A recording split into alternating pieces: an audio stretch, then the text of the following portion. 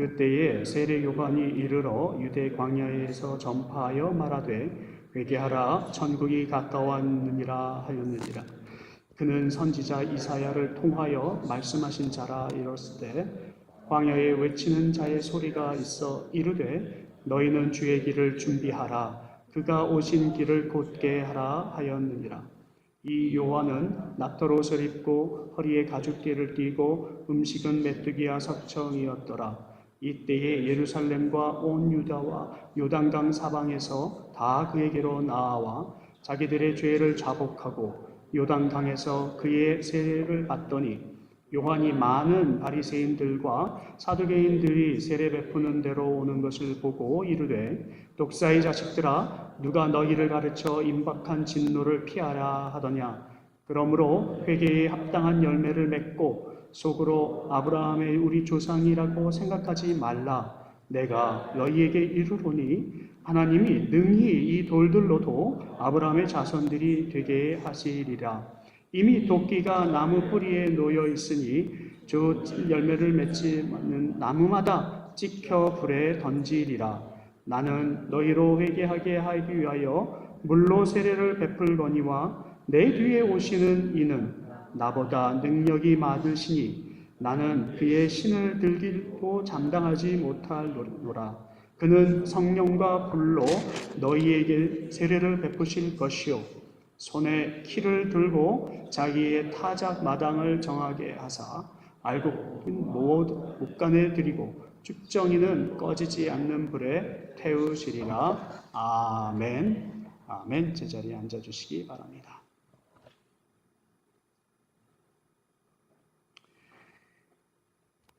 마태는요, 이 마태복음을 서술을 하면서 신기하게도 예수 그리스도께서의 있으신 그 어린 시절, 차일드후드에 대한 스토리를 그렇게 자세하게 서술하지 아니하였습니다.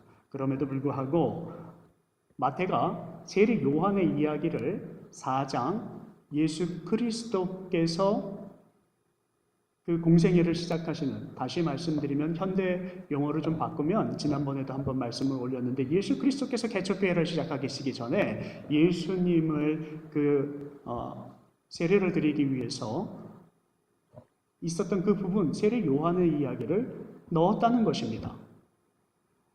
예수 그리스도의 어린 시절을 이야기보다도 예수 그리스도께서 사역하시는데 더 집중하고 시간을 투자를 했던 그 마태가 왜 그래도 이 세례 요한의 이야기는 빼지 않았을까요? 그 이야기는 바로 세례 요한이 예수 그리스도께서 오심을 알리고 그리고 그 오심이 예전부터 있었던 하나님의 말씀이고 예언이고 그것들이 이루어져 가는 것을 말을 하여야 하기 때문에 그래서 이 이야기를 꼭 넣었습니다. 세례 요한은 예수 그리스도께서 오심은 그냥 오시는 것이 아니라 하나님께서 말씀을 하셨고 하나님께서 준비하여 주셔서 오신 것이라는 것을 하나하나 말을 하고 그래서 마태복음 3장 3절에 이렇게 표현을 합니다. 그는 선지자 이사야를 통해서 말씀하신 자라 일렀으되 광야에 외치는 자의 소리가 있어서 이르되 너희는 주의 길을 준비하라 그가 오실 길을 곧게 하라 하였느니라. 세례 요한은 그냥 와서 예수님이라고 하는 분을 설명하는 것이 아니고 그냥 아무나 세례를 주는 것이 아니라 이것은 하나님께서 말씀하신 것들이 이루어져 가고 있는 역사적 사실이라는 것을 얘기를 하려고 하였던 것입니다. 그래서 마태복음 11장 11절에는 이렇게 서술을 합니다. 세례 요한은 여자가 낳은 사람들 중에 가장 위대한 사람 중에 한 사람이라고. 세례 요한이 어떤 사람이었습니까? 그는 나시린이었고 제사장이었습니다. 그가 나시린이고 제사장이었기 때문에 그의 삶이 어떤 면에서 참으로 화목하게 살 수 있었던 삶이었습니다. 다 준비되어져 있던 것입니다. 그러나 그는 그 나시린이고 제사장의 삶을 떠나 광야로 나갔습니다. 그래서 그가 자란 곳은 화려한 도시의 생활이 아닙니다. 그가 생활한 곳은 황량하고 그리고 흑색이 있는 그런 광야였다는 것입니다. 진수성찬을 그리고 산의 진미를 매일 먹으면서 자랄 수 있지 않았습니다. 그는 광야에서 서민들이 먹는 똑같은 메뚜기와 그리고 돌에 붙어있는 꿀을 긁어다 모은 석청이라고 하는 것을 먹고 자랐습니다. 왜 이 사람은 광야를 향하여서 나갔고 잘 갖추어진 이 교회 생활을 버리고 나갔을까요? 도시 생활을 왜 버리고 나갔을까요? 두 가지 의미로 볼 수가 있겠습니다. 세례 요한은 예수 그리스도께서 오신 것을 준비해야 되는 입장에서 자기 일을 정비하고 자기를 비우기 위해서, 그리고 하나님의 말씀이 무엇인지를 깨닫기 위해서 광야 생활로 향했을지도 모릅니다. 그 광야라고 하는 곳은 철저하게 다 세속적인 것이 떨어져 있는 그런 생활이었습니다. 구별되어 있는 곳이었기 때문에 그는 자기 자신을 준비할 수가 있었습니다. 그런 세례 요한이 말씀을 전하였더니 사람들이 다 그에게로 오더라 하는 것입니다.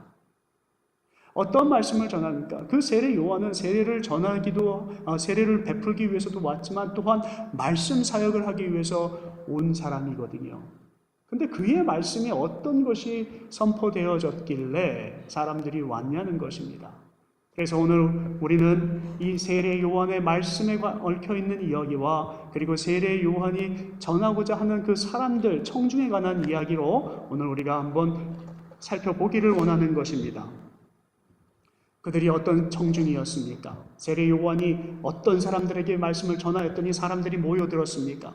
그 청중 가운데에는 아주 영적으로 건강한 청중이 있었습니다. 그리고 또 한편으로는 영적으로는 건강하지 못한 어떤 영적 장애자이들이 있었습니다. 영적 건강한 사람들은 어떤 사람들이었습니까? 400년 동안 기다렸던 복음을 세례 요한이 들고 나왔을 때 메시아가 올 것인데, 징조는 이럴 것인데 이제는 내가 나와서 그를 준비하는 것이며 하면서 지금까지 하나님의 말씀을 막 설명을 하고 하나님의 음성을 들은 대로 말을 하였을 때 많은 사람들은 그 말씀의 파워에, 하나님의 음성에 귀를 기울였습니다. 그런데 건강하지 못한 경건의 삶을 살고자 모여드는 사람들 외에 또 다른 한 그룹이 장애를 가진 사람들이, 그럼 어떤 그룹이었느냐? 오늘 성경에서는 그들이 바리새인이요 그들이 사두개인이라고 표현을 하고 있습니다. 바리새인이고 사두개인이라고 하는 사람들은 어떤 사람이었길래 세례 요한이, 그들도 그 무리 가운데 있었고 분명히 그들도 말씀을 접하고 있었고 세례를 베풀고 있는 그곳에 보였음에도 불구하고 독사의 자식이라 하고 독서를 품었습니까? 세례 요한은 거기에 있는 모든 사람들에게 똑같은 메시지를 던졌습니다. 회개하라는 것입니다. 회개하라는 말씀을 던졌을 때에 영적으로 갈급해 있는 사람들, 무엇이 하나님의 음성인지를 듣는 사람들, 세속에 휩싸이지 않고 광야 이곳저곳에서, 요단강 이곳저곳에서, 그리고 유대 땅 이곳저곳에서 모여들었다라고 하는 것입니다. 아모스 선지자가 그런 말씀을 합니다. 기근을 하나님께서 주셨는데, 아모스 시대 때 기근을 주셨잖아요.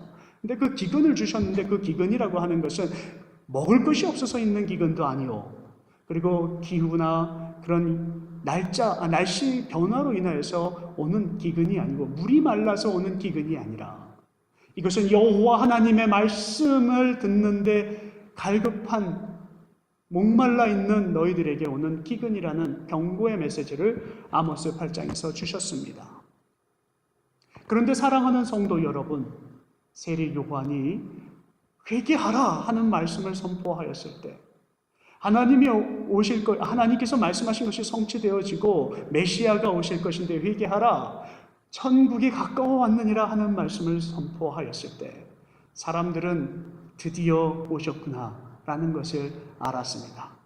그리고 그 말씀을 따라서 메말라 있던 그 영혼들이 하나님 앞에 말씀을 들으니까, 빛을 보니까 자기들의 어두웠던 부분들이 보이기 시작을 하였고, 죄가 보이기 시작을 하여서 그들은 참을 수 없었습니다. 우리들은 다 경험을 하였습니다. 여러분들 다 경험하셨습니다. 하나님의 말씀이 정말로 내 마음에 왔을 때는 내 상황이 어떤 상황이었든지 상관이 없이, 그 말씀이 어떤 말씀이었든지 상황이 없이 그 말씀이 제 마음에 꽂히고 여러분들 마음에 꽂혔을 때 우리는 눈물을 흘리면서 하나님, 저희들이 지었던 죄들이 이렇습니다 하고 고백을 할 때가 있습니다. 그러나 신앙생활을 많이 오래 하면서 그것이 무뎌질 때에는 우리가 회개를 하는데, 진정 회개해야 할 것은 회개하지 아니하고 그냥 평범하게 할 수 있는 회개만 할 때가 많이 있는 것입니다. 세례 요한은 그 많은 무리 가운데 경건함을 갖고 눈물을 흘리고 자기의 죄를 회복을 하고 자복하는 가운데 세례를 받으러 오는 분들에게는 세례를 베풀었는데, 그들은 삶이 바뀌는 것입니다. 지금까지 살았던 어두운 삶, 지금까지 살았던 힘들었던 고통들이 하루아침에 날아가는 순간, 새롭게 변화되는 순간입니다. 무엇으로요? 성령의 은혜로요. 예수 그리스도의 은혜로요. 하나님의 능력으로요. 회개란 어떤 뜻입니까? 회개라고 하는 것 여러분들께서 잘 알고 있습니다. 우리가 가지고 있는 어려운 것들, 내가 지었던 죄들의 고백이라고 우리는 알고 있습니다. 그런데 여러분, 회개의 원뜻을 한번 생각해 보시기 바랍니다. 여러분들 주보에도 제가 보여드렸지만은 메타노니아라고 하는 뜻을 가지고 있는 이 회개는 그냥 내 삶에 어렵고 힘들었던 것, 잘못했던 것을 고백하는 데서 끝나는 것이 아니라, 이 메타노니아의 뜻은 고백이 아니라 고백 그 이후의 삶에 더 초점을 두고 있는 것을 회개라고 하는 것입니다. 완전히 변화된 삶인데요, 표현을 뭐라고 하냐면요, 전향이라는 표현을 씁니다. 전향. 간첩이 전향했습니다. 이렇게 하고, 종교를 전향했습니다. 종교를 바꿨습니다. 이렇게 표현을 할 때, 옛날 것을 버리고 새로운 것으로 완전히 변화되는 모습을 전향이라고 합니다. 내 죄인의 모습에서 완전히 새로운 삶으로서 정말로 정결한 모습으로 바뀌어가는 것을 전향이라고 하는 것입니다. 이것을 거기에 사용했다라고 하는 것입니다. 회개, 이 메타노니아, 그 삶 안에는 거짓된 삶이 없습니다. 왜냐하면 그 거짓된 모든 나의 죄악된 삶을 버리고 정말로 하나님 앞에 자복하고 나왔기 때문에, 내가 눈물 흘리면서 나왔기 때문에. 그런데 독사의 자식들아 하고 말을 하였던 사두개인들과 바리새인들의 모습은 그렇지 못하였다라고 하는 것입니다. 사두개인들 그리고 바리새인들 외에도 또 한 그룹이 있었습니다. 당시 에센스라고 하는 그룹이 있었는데, 그 그룹은 우리들이 잘 알고 있는 성경의 기초를 만들었던 쿰란 서적, 그 쿰란 큐 문서라고 하는 것을 적었던 사해 근동 지방에 살았던 사람들이었습니다. 그들도 또한 하나님의 말씀에 정말 묵상하고 경건의 생활을 하며 사해 지방 산속에서 살았던 목동들이 하나하나 적었던 그 말씀들이 사본, 쿰란 사본이라고 합니다. 근데 그 그룹은 여기에 나오지 않았는데, 예수님께서 말씀을 하였던 이 바리새인과 사두개인이 특별히 명시되고, 그리고 그들이 왜 독사의 자식들이라고 불러졌냐면, 바리새인도 사두개인도 똑같은 제사장의 그룹입니다. 근데 이 바리새인의 그룹은 천국을 믿습니다. 그런데 사두개인의 그룹은 천국을 믿지 않습니다. 바리새인은 부활을 믿습니다. 그러나 사두개인들은 부활도 믿지 않습니다. 바리새인은 천사를 믿습니다. 사두개인들은 천사의 존재를 확신하지 않습니다. 그런데 이 두 그룹의 다른 점은 그것만이 있는 것이 아니라, 바리새인의 그룹은 경건의 모습으로 자기들이 정말로 신앙인의 모습이라고 믿으면서 살아를 합니다. 그래서 다른 사람들이 교회에 왔던 어떤 신앙의 모습으로 왔던 것이 그것은 다 잘못됐다라고 얘기를 합니다. 그래서 이들은 철저한 종교 예식을 갖추고 예배를 올리는 종교자의 모습입니다. 예수님은 이 종교자의 모습을 싫어하셨습니다. 또한 이 사두개인은요, 제사장임에도 불구하고 모세 오경만 믿고 그 나머지 것 아무것도 믿지 않습니다. 무술랭과 같은 거죠.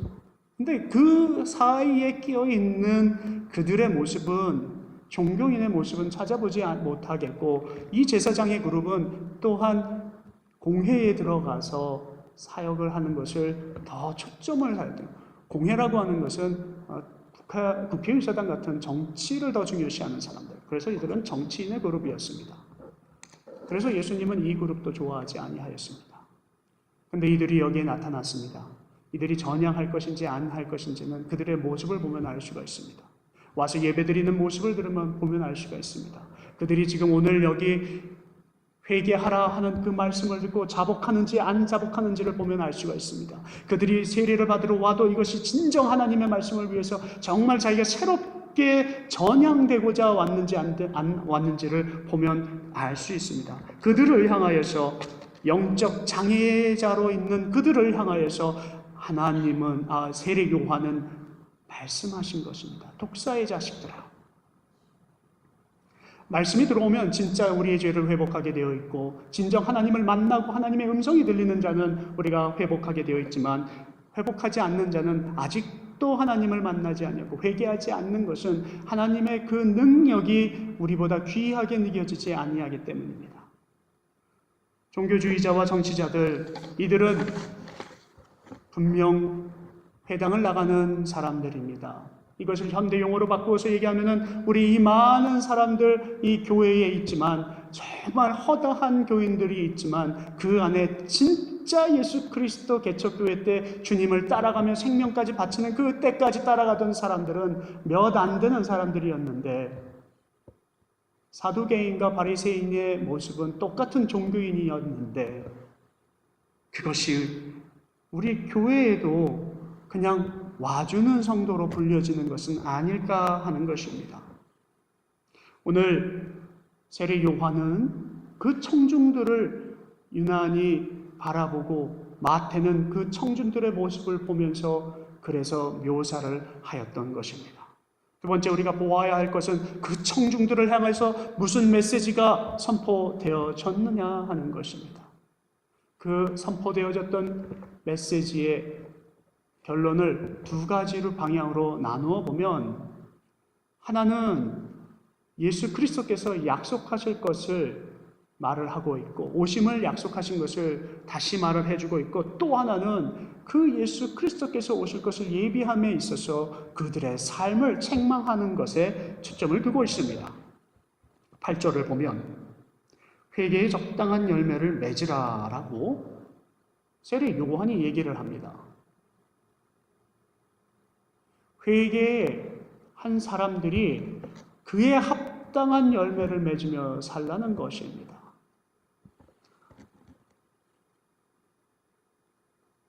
우리는 신앙생활을 하면서 세례 요한이 우리를 바라보면서 말을 할 때 뭐라고 말할 수 있을까요? 저에게도 아마 그런 말을 하셨을지도 모릅니다. 제가 드려지는 삶의 모습, 여러분들이 드려지는 삶의 모습을 바라보고, 신앙의 모습을 바라보고 똑같이 말할 것입니다. 회개에 적당한 열매를. 이 얘기를 들으니까요, 사람들이 아니 그게 무슨 말씀이세요? 하면서 반문을 하고 13절에 사람들이 질문을 합니다. 13절, 14절에 이렇게 오늘 우리가 읽지 않는 그 뒷부분에 무슨 질문을 하냐 하면은요, 어떻게 합니까? 하는 질문인데요. 그랬더니 세례 요한의 대답이 이렇습니다. 대답하여 이르되 옷 두 벌을 버는 자가 옷 없는 자에게 나눠줄 것이요 먹는 것이 있는 자도 그와 같이 할 것이라. 이 소리를 들으니까 사람들이 불안해지기 시작합니다. 뭔가 마음에 불편함을 느낍니다. 그래서 세리가 아차 싶었는지 또 물었습니다. 그랬더니 세리를 향하여서도 이렇게 대답을 합니다. 이르되 부과된 것 외에는 거두지 말라 하셨다. 정당하지 않은 것은 거두지 말라는 것입니다. 정당하지 않은 것은 취하지 말라는 것입니다. 이 이야기를 듣고 세리가 흠칫하고 있을 때 사실은 이것은 모든 크리스찬들에게 해당되는 이야기 아닙니까? 그랬더니 군인도 그러면은 저희들은요? 하고 또 물었습니다. 그의 군인들을 향하여서 대답하실 때 14절에는 이렇게 말씀하십니다. 이르되 사람에게서 강탈하지 말며 거짓으로 고발하지 말며 받고 급료를 족한 줄로 알라. 우리가 지금 살면서 우리 세상 용어로 갑이요 을이요 하는데 죄송하지만은 갑질 노릇하지 말라는 것입니다. 우리가 가지고 있는 것이 얼마나 위대하고 광대하고 크고 힘이 있는 것을 가지고 있는지 모르지만 그럼으로 인하여서 착취하지 말라는 것입니다. 인권도 유린하지 말라는 것입니다. 거짓된 이야기를 해놓고 아니면 말고 하는 이야기도 하지 말라는 것입니다. 급료가 너희에게 주어진 생활이 만족한 생활이라는 것입니다. 지금 가지고 있는 것으로 유익하다는 것입니다. 오늘 이 이야기를 하시는 말씀 가운데 회개에 합당한 열매가 바로 이런 것이라는 것을 그들에게 말을 하는 것입니다. 회개에 합당한 것, 합당한 열매. 과연 그러면 정말 어떤 것이 합당한 것일까요? 회개하고 세례받은 자가 합당한 열매를 맺는다는 것은 회개하고 세례받은 자 그 무게와 가치에 걸맞게 살아가라는 거 아닙니까? 합당한 것은 부합된 것을 얘기하고 상응하는 것은 그와 마찬가지의 역할을 하라는 것인데 우리는 회개하고 세례를 받았는데요. 전혀 그것에 상관이 없는 삶을 할 때가 있습니다. 우리 현대교회의 문제가 어쩌면 거기에도 있을지도 모르겠습니다. 저도 마찬가지고요. 세례교인이라고 하는 교인들, 우리가 교회에서 세례를 베풀 때에 그 한 영혼의 세례를 베풀기 위해서 그 사람의 영혼에 가지고 있는 죄가 얼마나 더러운지를 보게 하며 그 죄를 자복을 하고 그리고 하나님을 만나게 하고 세례를 베풀어야 하는데 그것이 틀어졌을 때 지금 우리 교회뿐만 아니라 모든 교회의 문제들입니다. 그곳에는 사두개인들이 있을 것이고 그곳에는 바리새인들이 있습니다. 허다한 성도들이 많이 있는데 정말로 우리가 합당한 신앙생활을 하려면 십자가의 은혜, 그 십자가의 흔적 이것이 우리 안에 있어서 자복하고 울 때 그것이 나타나는 것 아닌가 생각이 되는 것입니다. 하나님께서는 우리를 선택을 하셨습니다. 누가 잘나서 우리를 선택한 것이 아닙니다. 내가 잘났기 때문에 이곳에 나와 있는 것이 아니라 하나님께서 선택을 하여 주셨고 하나님께서 은혜를 베풀으셔서 우리가 정말로 죄 많은 삶 가운데에서도 오늘 이곳에 올 수 있도록 허락하신 것이 은혜 아니고 무엇이냐는 것. 이것을 우리가 자복할 때, 이것을 바라볼 수 있고 느낄 수 있을 때 예수 그리스도의 그 흔적이 나타날 때 아브라함이 우리의 증표가 아니라 우리가 가지고 있는 언약궤가 우리가 증표가 아니라 십자가의 능력이요 보혈의 피가 성령의 은혜가 바로 곧 능력이라는 것입니다. 세례 요한의 책망은 거기서 끝나지 않습니다. 정말 마지막으로 책망하는 것은 이미 도끼가 나무에 찍혔다라고 얘기를 합니다. 하나님의 심판이 이미 우리 발등 안에 찍혀서 지금 도끼질이 시작이 되었습니다. 우리는 언제 심판받을지 모릅니다. 언제 죽을지 모릅니다. 이 나무가 언제 쓰러질지 모릅니다. 우리가 가지고 있는 죄와 더럽고 힘들고 추악한 모습이 남에게는 말할 수 없고 그리고 때로는 저도 그리고 우리 스스로도 회개하고 말을 하면서도 혼자 하면서도 그것을 뱉어내지 못한 그 순간까지도 하나님께서 오늘 심판하시는 때에 어떤 모습으로 가겠냐는 것입니다. 그러면서 이제 말하는 것은 그냥 말씀에 입각하여 사는 것이 아니라 약속에 대한 이야기를 기억하라는 것입니다. 우리가 죄인인 것은 우리 한 사람 한 사람이 정말 덧없이 부족한 것은 누구든지 알고 있는데 하나님은 그런 것을 책망하고자 너를 그곳에서만 놔두고자 하는 것이 아니라 너가 그렇게 나올 땐 품어주시고 안아주시는 예수 그리스도께서 계시다고 하는 것입니다. 이사야 선지자를 통하여서도 그리고 소선지자서들을 통하여서도 다시 주님께서 우리 하나님께서 우리를 향하여서 메시아를 준비하셔서 우리를 구원하여 주시는데 11절을 보면 나는 너희로 회개하기 위하여 물로 세례를 베풀거니와 내 뒤에 오시는 이는 나보다도 능력이 많으시니 나는 그의 신을 들기도 감당조차 못하노라. 그는 성령과 불로 너희에게 세례를 베푸실 것이요 라고 얘기를 합니다. 세례 요한이 말하는 건 뭐냐면요, 내가 지금 메시지를 던지는 건 여기서 끝나는 것이 아닙니다. 여러분, 제가 여러분에게 세례를 베푸는 것으로 그것이 다 끝나는 것이 아닙니다. 이제 시작입니다. 회개하지 아니하고는 하늘나라에, 천국에, 하나님 나라에 들어가지 못할 것이요라고 하는 뜻은 바로 그런 뜻이라는 것입니다. 천국이 우리가 취할 수 있는 그런 최대의 선물이라면 회개하는 것까지는 내가 도울 수 있는데 내가 천국으로는 끌고 갈 수 없습니다. 여러분들을 천국으로 이끌 수 있는 사람은 바로 오직 예수 그리스도밖에 없다는 것입니다. 나는 병을 치유할 능력도 없습니다. 치유의 은사도 그리고 기적의 은사도 아무것도 없습니다. 신유의 성회를 난 열어본 적도 없습니다. 제가 할 수 있는 것은 오직 여러분들을 예수 그리스도를 볼 수 있게 하고 만날 수 있게 하고 그리고 예수 그리스도가 계신 것을 전하는 것으로 족한다는 것입니다. 그렇기 때문에 예수님의 그 종이 신을 들고 다니는데 그 신을 든 종보다도 나는 못한 사람입니다. 다시 오실 사람, 내가 드리는 것은 상징적으로 예수 그리스도께로 인도하기 위해서 물로 세례를 주지만 예수 그리스도께서 오셔서는 성령의 불세례를 여러분들에게 다시 주신다는 것입니다. 그것까지 취하십시오. 그럴 때 비로소 여러분들의 삶이 다른 삶이 될 것이고 그럴 때 비로소 여러분들의 능력이 지금까지 맛보지 못하였던 능력이 비춰질 거라는 것입니다. 진짜 세례를 주실 예수, 그분이 바로 내 뒤에 오시는데 우리가 지금 드리는 상징적인 회개, 그 상징적인 세례로만 끝나지 마시고 성령 세례 받으세요 하는 것입니다. 제가 여러분들에게 성령 세례를 받으라고 또 말씀을 드리면은 이단이라 말씀하실 수 있을지도 모릅니다. 여기에 성령 세례는 하나님을 영접하라는 뜻입니다. 뜨거움으로 하나님을 영접하라는 것입니다. 말라기에서 분명히 말씀하시기는 불이라고 하는 것은 우리의 정결함을 얘기를 합니다. 성령님께서 여러분들 마음에 들어왔을 때는 우리가 정말로 기도하면서 이단들이 하는 불 받아라 불 받아라 그것이 아니라 여러분들 마음에 강하게 역사하시는 바람이 우리를 정결케 하는 것을 체험하라는 것입니다.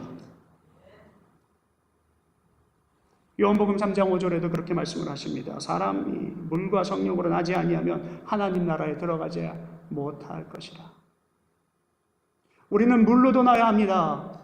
우리는 성령으로도 나야 합니다. 무엇이 진짜냐는 말을 그런 질문을 하지 마십시오. 하나님께서 여러분들에게 답하실 것입니다. 사도행전에서도 요엘 선지자가 하였던 이야기를 다시 반복을 합니다. 뭐라고 얘기를 하냐면 사도행전 2장에 17절에 이런 얘기 있습니다. 말세에는 내가 영을 모든 육체에 부어주리니 너희 자녀들은 무엇을 하냐면요 예언할 것이요 너희 젊은이들은 환상을 보고 너희 젊은이들은 꿈을 꾸리라. 그러면서요 내가 남종과 여종에게도 그 영을 부어줄 것인데 누구든지 그 여호와의 이름을 부르는 자는 그 영을 받고 이름을 부르는 자는 구원을 얻으리라. 그래서 시온산에 예루살렘에서 피할 자는 오직 그 예수 그리스도로 위해서만 피하고 남을 것이다 라고 얘기를 합니다. 성령이라고 하는 것, 우리가 체험이라고 하는 것, 이건 하나님의 은혜를 말하는 것이고요. 오순절날 그들의 성령이 그들의 입 안에 불같이 내렸던 것과 같은 오늘 우리들에게도 오늘 이제 똑같은 은혜가 내리기를 원합니다. 교회가 회개와 세례에 대한 이야기가 희석이 되었기 때문에 우리들이 드리는 성찬도 희석이 될 때가 많이 있습니다.